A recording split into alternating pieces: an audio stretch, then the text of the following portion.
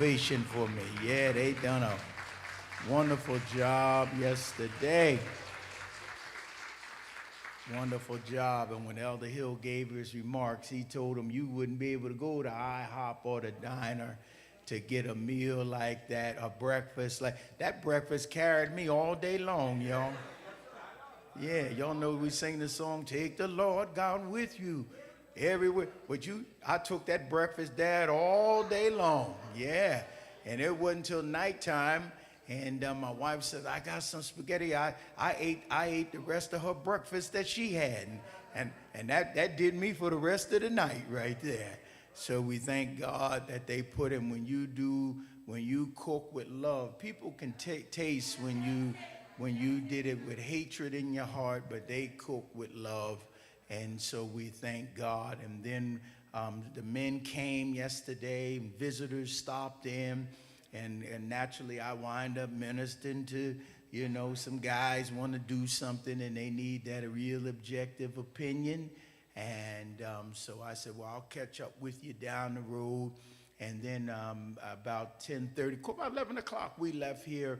Brother Tehran he was in the truck, and then we had the van loaded, and I had so many adult diapers and canes and crutches. Your sister wanted a cane. Is there in the conference room on the coat rack there. And so we loaded up. The young men got in the van. K. Salam, where you at? Raise your hand there. He was one of the leaders yesterday. And we went up to the nursing home. And when the lady was expecting us, because I had made arrangements, and when she called the maintenance guy, they was on lunch, so we got them off of lunch. And the man came out with a card. He said, "I only thought you had a few boxes. I didn't know you had a trailer and a truckload of stuff." Then they went to calling other people. Well, that's how God blesses. So the young men began, Mr. Pritchard, raise your hand there. Raise your hand, Bushi. And they started going, and they were carrying that stuff, and all Deacon Lee had to do was sit on a bench. He found him a bench, and he sat down.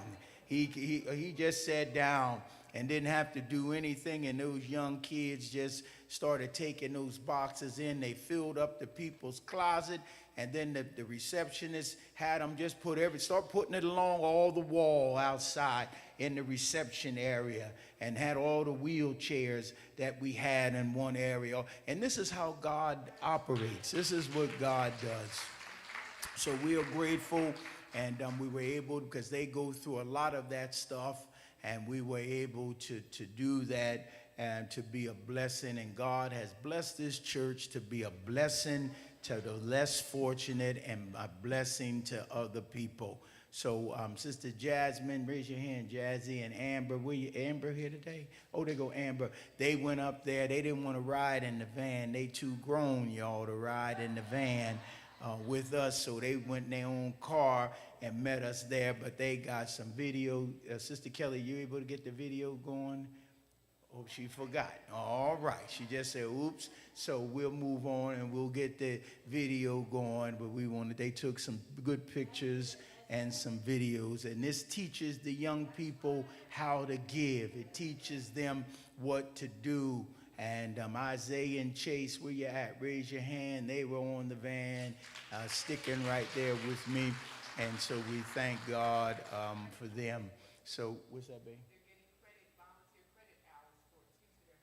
Okay, yeah, they're getting volunteer credit hours, and we want to see our young people really get out here, and I want them to make it. Now, everybody's not not fit. Everybody's not made to go to college, okay?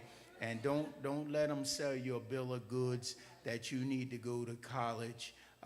But some of you are electricians, some of you are plumbers, some of you, if a man has a natural ability to do bathrooms and kitchens, and he clean shaven, he put on a uniform with his name on there, and he got a nice truck and tool, that man can make millions of dollars, because everybody wants their bathroom done and they want their kitchen done. Yeah, they don't care how we'll get the rest of the house down the road, but they want their kitchen right and they want their bathroom right.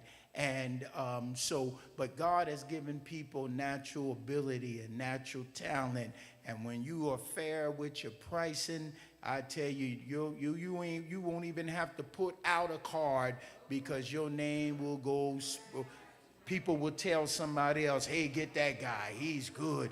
Matter of fact, he woke us up 6 a.m. banging on the door. I'm ready to work. And that's the kind of guy he is. You got to be ready when he gets here. And them people will use you. We got electricians in here, plumbers in here. We got folk that have talent to do, make a good living in this society, and you can make it. So this is what we want to continue to pour into our young people, that you can make it. You got to learn how to shift. You got to learn how to go with the wave that's going on out in this society. So just for a few moments today, and then we know Mother Smith is home, and we're praying for Elder Hill's mother had a little spell, so we're praying for them, and we're praying for you. And you that love the Lord, hold on to your salvation. Don't let the enemy rob you. Yeah, don't let the enemy steal your joy. Don't let him steal, because that devil will steal your peace. He will come in and upset your house. He will come in and have you and your husband, sister, sissy, just arguing over bottle top. And then when it's all over with, y'all both standing there looking, well, why was we arguing over bottle top? But that's what the enemy does. That's what he'll do.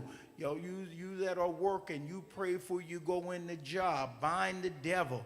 Do like I used to do. I would bind that devil, and then when I would get there, someone would have mothballs in their mouth.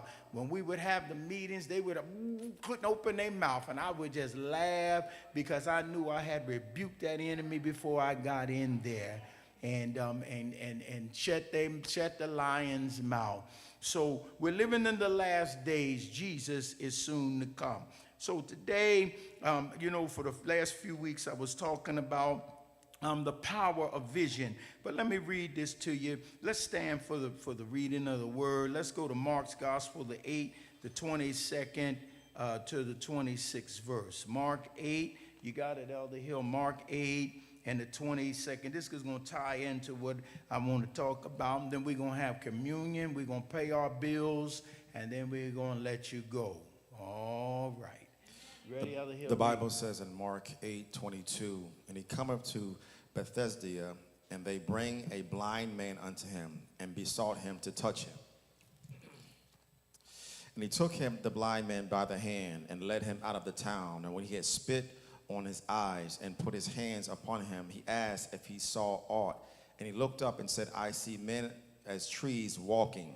And after that he put his hands up again upon his eyes and made him look up, and he was restored and saw every man clearly. And he sent him to his house, saying, neither go into the town nor tell it to anyone in the town.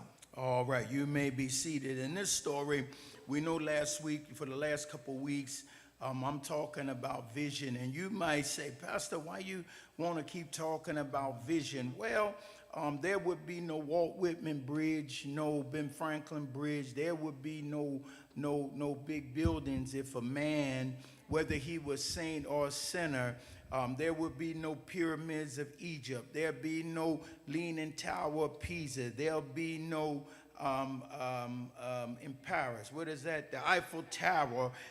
If there was no one with vision, there would be no Chesapeake Bay, the tunnels, 19 miles, over water. There would be no 20-mile, if you go to Louisiana, going over Lake Pontchartrain, and when you leave the land, it's just nothing but a bridge, and it's just water on both sides, trying to get to the other side for 20 miles.